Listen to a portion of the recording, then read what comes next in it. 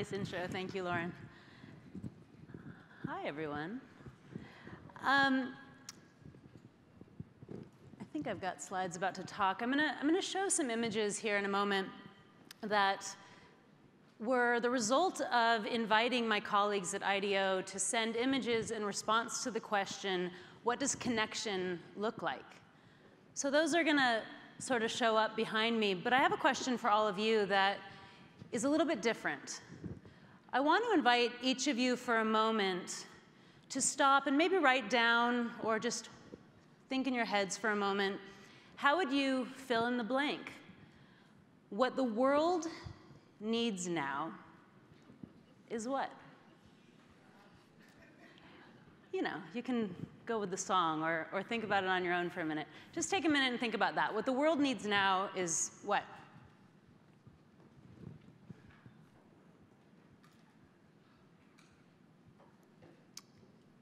And I'd love to ask you to just chat with somebody sitting next to you about that for just a minute, somebody ideally that you don't know.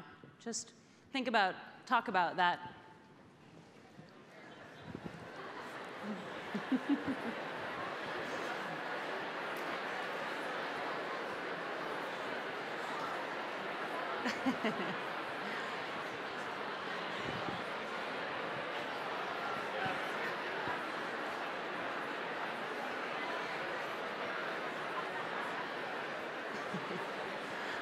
Okay, I love the energy in the room, but I'm gonna bring you back now. If I can. If I can have you guys come back for a moment.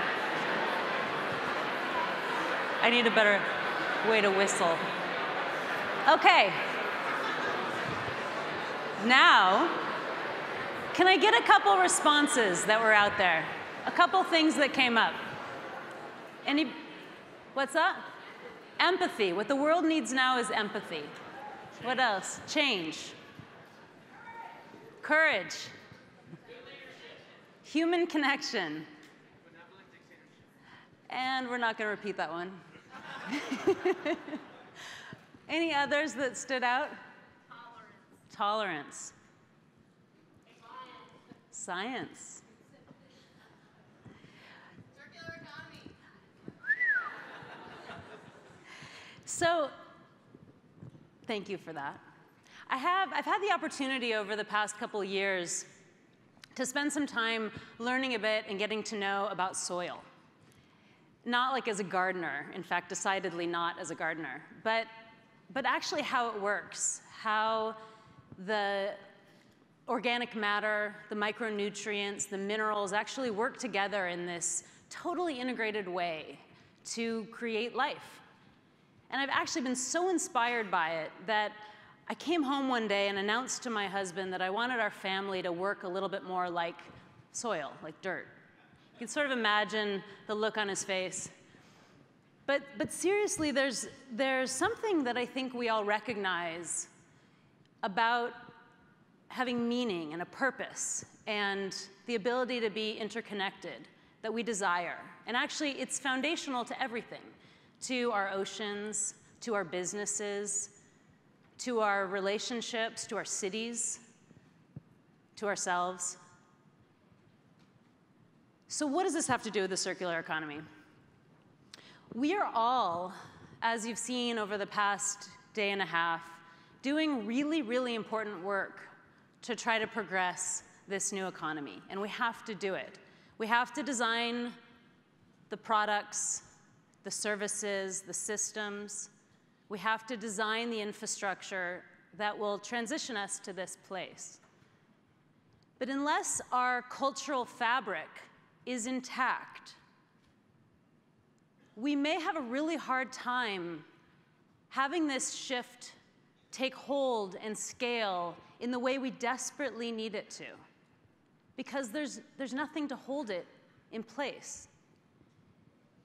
We tend to address problems through design and strategy. At best, we get to the point of thinking of behaviors and designing for that. But with something this big and this complex and this fundamental to everything that we are and everything that we need, we may actually also need to be thinking about our beliefs, our philosophies, and our principles that underpin everything else. We may need to be thinking about those moments at the dinner table, about how we love, about what we believe in, about how we lead, because otherwise it becomes so abstract. It's hard for us to feel like what we do matters, like we have agency, like we are part of this complex system. Otherwise, it feels really far away.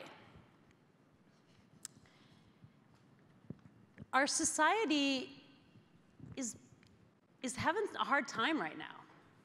There's a lot of loneliness. I woke up to another shooting in the news. And it's not like it's always been, and it's not just one person's fault up there somewhere in the White House. For decades now, we've been building these norms around individualism, these ideas that we have to do it all ourselves. It's so ingrained in most of us that it's hard to imagine anything else. But that concept of individualism is not only antithetical to the circular economy, but it may actually make it impossible for us to really get there. There's that adage about shuffling chairs on the Titanic. And in this case, the chairs actually might be this incredibly important work that we are all doing. Really, really important work. But the ship has a hole in it.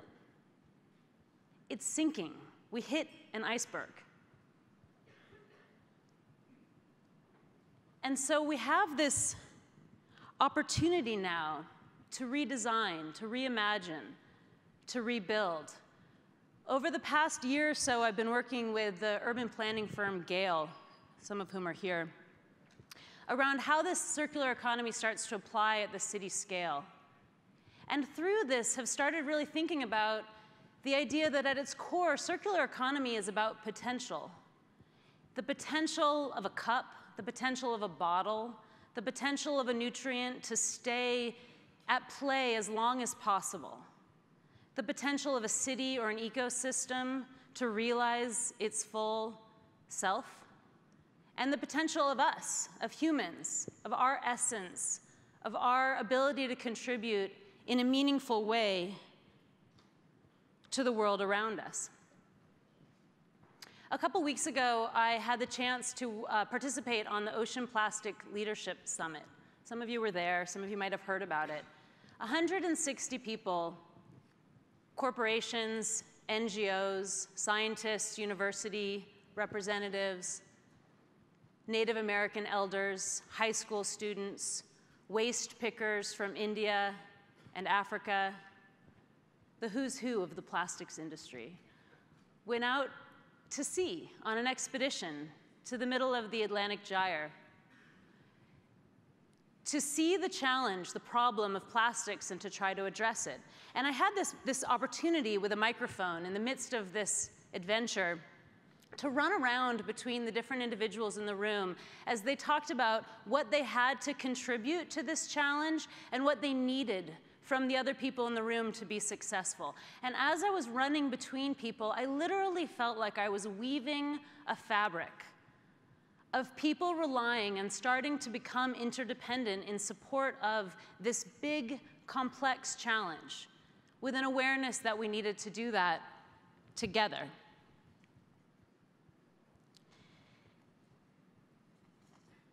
The story that will be written about the circular economy will not be one of a specific company or individual or material innovation.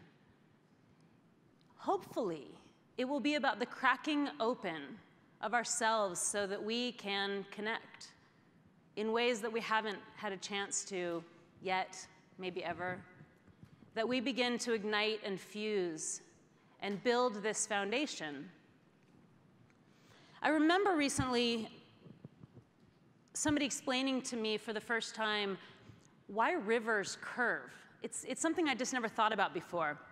But in addition to navigating the natural features of the land, a river's role, a river's purpose, is to spread nutrients across as broad and wide a horizon as possible, to facilitate exchange and connection, to foster life. And if the river was too straight, it would move too fast to facilitate those key connections, to foster that life, to really be able to propel the potential of all the other characters in those ecosystems. And I don't know if that's an exact metaphor for the circular economy, but it's clear that we do need to get there, that is our future, it's our only choice. But there are some pages from books that have been written throughout history, poetry, books of religion, books of food, science. There's a lot of these sacred technologies that have carried us through time that are connected to who we are at our soul and at our core, that helps us bind ourselves at a very human level. And we have to keep that there. We have to keep that alive so that we can ultimately create these cultural conditions for the future that we know we need to design now. Thank you.